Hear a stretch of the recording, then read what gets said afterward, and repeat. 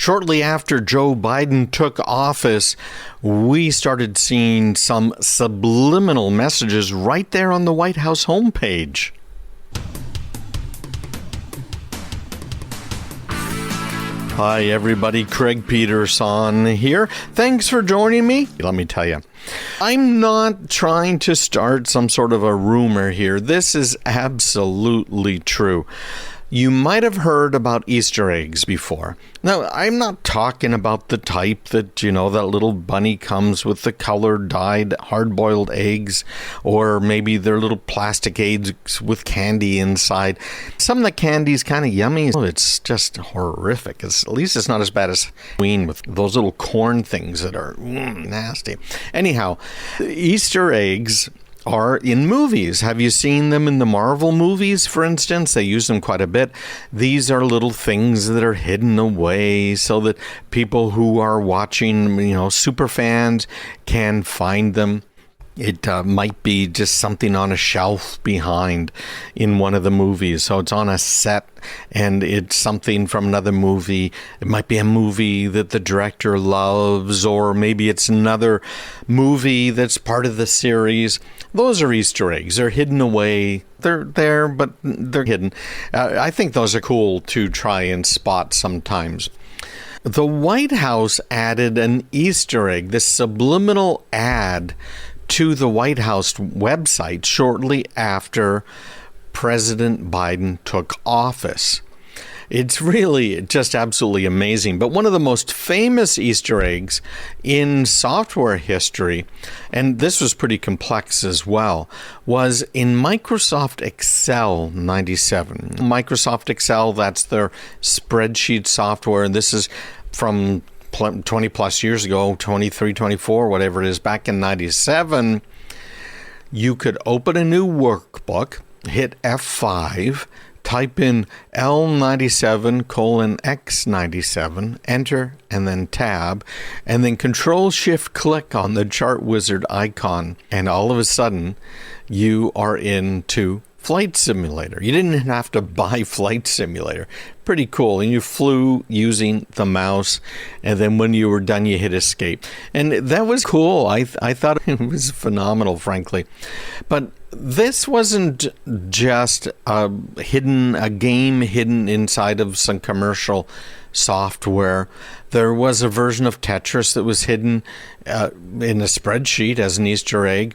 They had something called boss mode, Control B.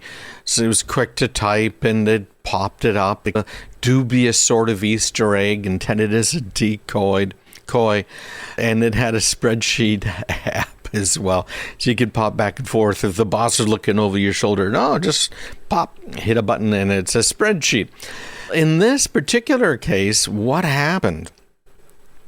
Someone at the White House decided that they would add in some job information. This is cool. So if you were looking at the source code for the website, you would see hidden away in there a job application. Google's done something similar before.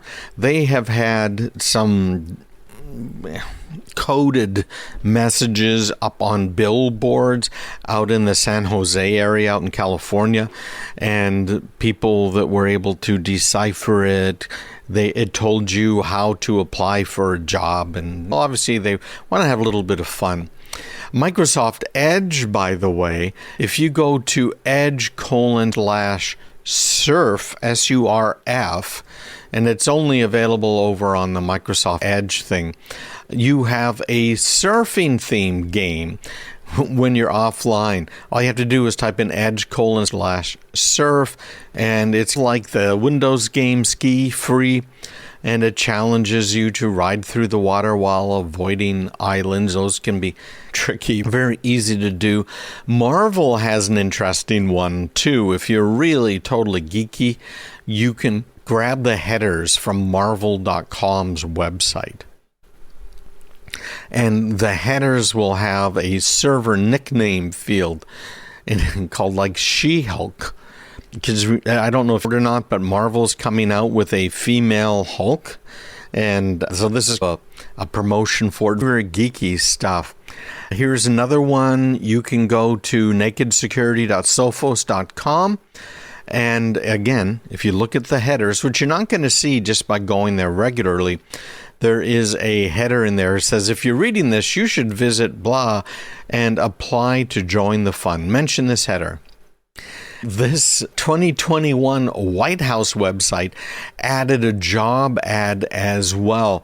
And presumably they're trying to get some publicity and to attract job applicants to the U.S. Digital Service. And it describes itself, this USDS, as part of the public service that, quote, aims to use design and technology to deliver better services to the American people. And its goal is to attract some of these technophiles that might otherwise be lured to join the commercial big stuff out there.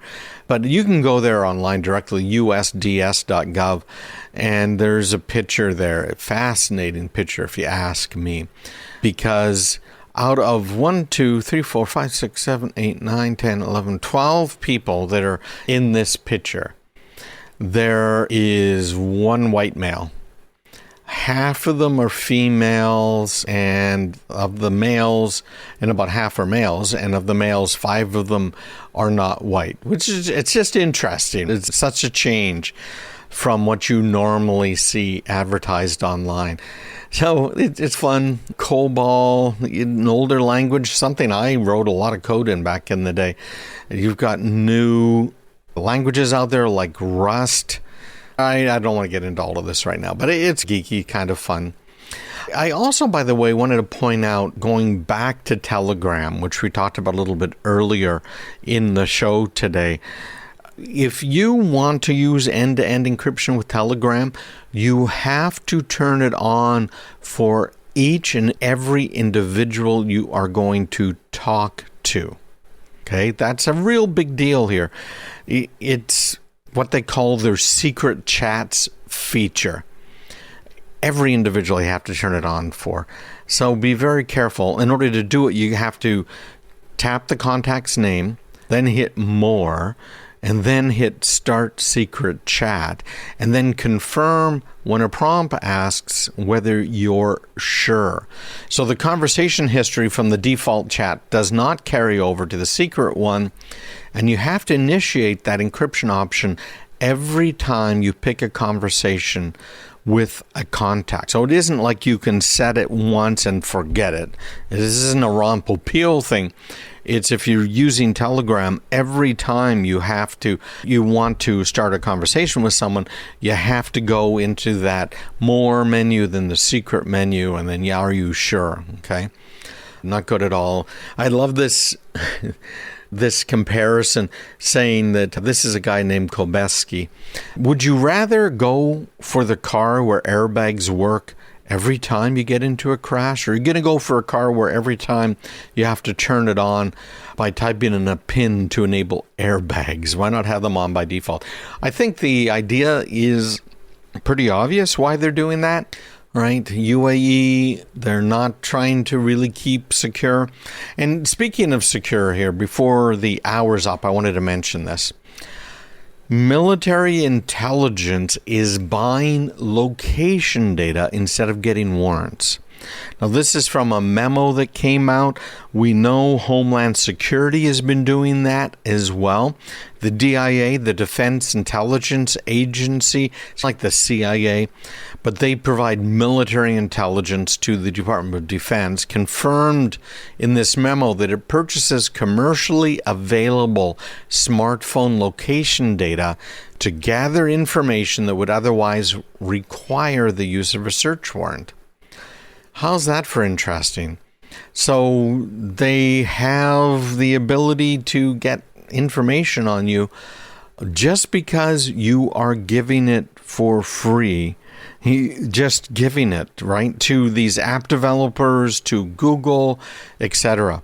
And Google has decided, because of what Apple's done, Apple now has said, if you are an app and you are going to be tracking people,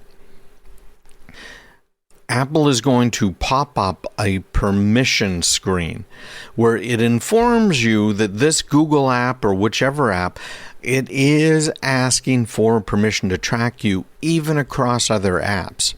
And you have the ability to say no. And apparently that really scared Google off.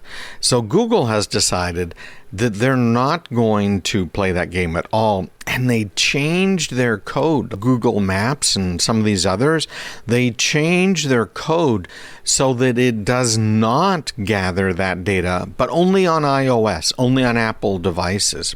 Because they were concerned, afraid, whatever word you might want to use, that Apple's disclosure of the fact that they are tracking you would turn people off from Google. I think people should have been turned off from Google a very long time ago. I go into search engines as well in my Improving Windows Security course and how to set the right search engines for your browsers and stuff. But bottom line, I like DuckDuckGo. They have gotten to be very good. I've had their founder on the show before.